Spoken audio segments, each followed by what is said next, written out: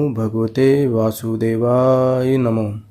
दोस्तों, श्रीमद् भागवत का पहला अध्याय शुरू करते हैं। श्री ओम नमो भगवते वासुदेवाय वासुदेव विश्वसराय आदि पुरुष अपरंपार अलेख पुरुषाय नमः। दोहा। जगत बंधु ज्योति स्वरूप जी की जाननहार, हरि यश मागन आयो दास प्रभु के द्वार। श्री भगवान जी ने अर्जुन को जो गीता ज्ञान दिया सो मुझे मिले। हे भव भय भंजन, श्री कृष्ण जी से किशोर दास मांगता है। हे प्रभु, गीता ज्ञान के उच्चारण करने से तुम्हारे भक्त पूर्ण ब्रह्मा को पाते हैं। प्रभु, मैं आपकी शरण में पड़ा हूँ। किशोरदास और कृष्णदास अति दीन गरीब हैं और आप परम प्रवीण आरत दुख भंजन हैं। हे श्री कृष्ण भगवान, तेरे संतों और भक्तों के हेतु मैं यह ज्ञान भाषा में कहता हूँ। श्री गीता के ज्ञान की कथा प्रारंभ। जब कौरव पांडव महाभारत के युद्ध को चले तब राजा धृतराष्ट्र ने कहा, मैं भी युद्ध को देखने चलूँगा। तब श्री व्यास जी ने कहा, हे राजन, नेत्र के बिना क्या देखोगे? राजा धृतराष्ट्र ने कहा, देखूँगा नहीं तो स्वर्ण तो करूँगा। तब व्यास जी ने कहा, हे राजन, तेरा सारथी संजय जो कुछ महाभारत के युद्ध की लीला कुरुक्षेत्र में होगी सो यह बैठे ही स्वर्ण करावेगा।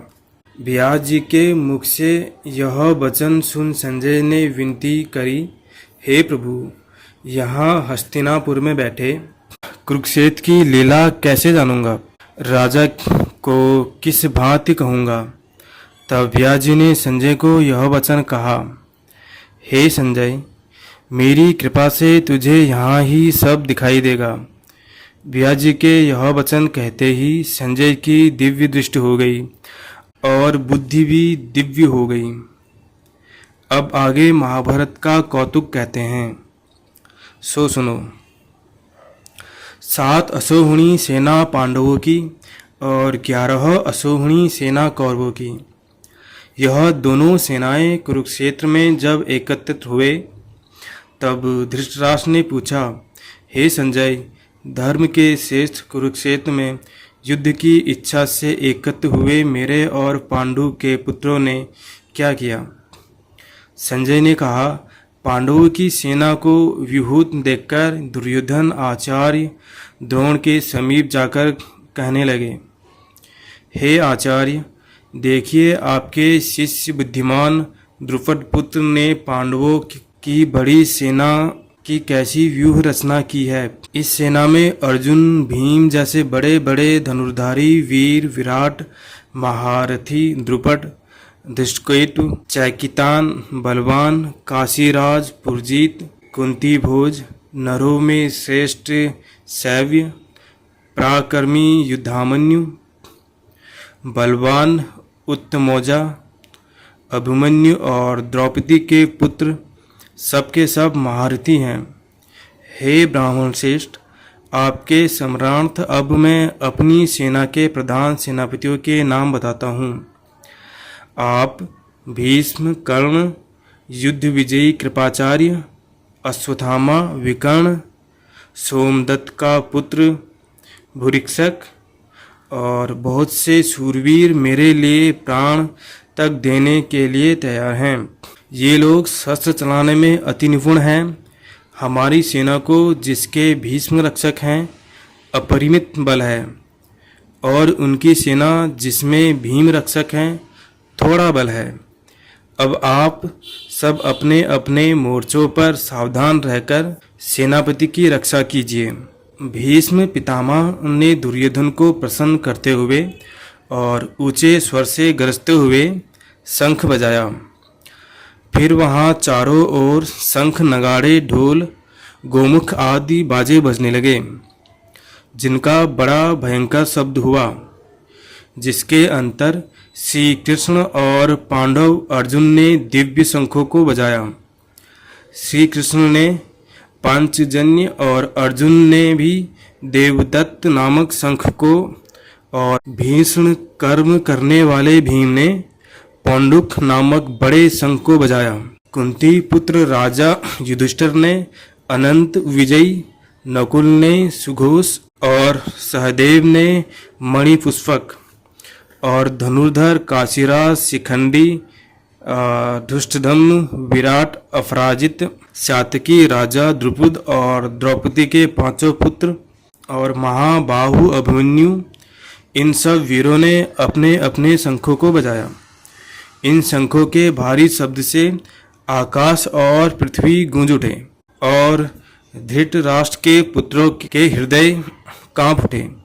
हे राजन, अर्जुन ने कौरवों को युद्ध के लिए प्रस्तुत देखकर धनुष उठाकर श्री कृष्ण से कहा कि हे श्री कृष्ण, मेरा रथ दोनों सेनाओं के बीच में खड़ा कीजिए, जिससे मैं युद्ध करने वालों को देख लूं कि इस रणभूमि में मुझे किन किन के साथ युद्ध करना चाहिए। दुर्बुद्धि दुर्योधन से प्रीति करने वाले जो युद्ध के लिए यहाँ एकत्रित हुए हैं, उनको देखूंगा।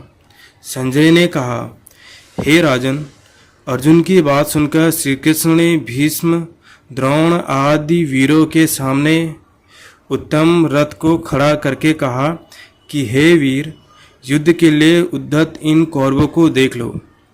अर्जुन ने चाचा, बाबा, गुरु, मामा, भाई, पुत्र, पौत्र, मित्र, ससुर और सज्जनों को शस्त्रों से सुसज्जित खड़े देखा, और उसने इन दोनों सेनाओं में अपने ही सब बांधवों को देखकर परम दयाद्र हुए यह वचन कहे, हे कृष्ण, युद्ध की इच्छा से आए हुए इन अपने बंधुओं को देख मेरे अंग ढीले होते जाते हैं और मुख सूखा जा रहा है।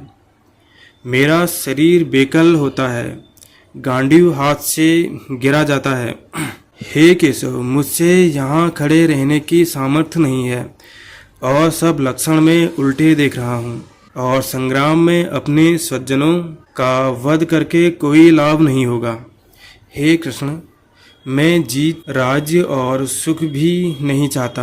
हे प्रभु, हमको राज्य, भोग तथा जीवन से क्या काम है?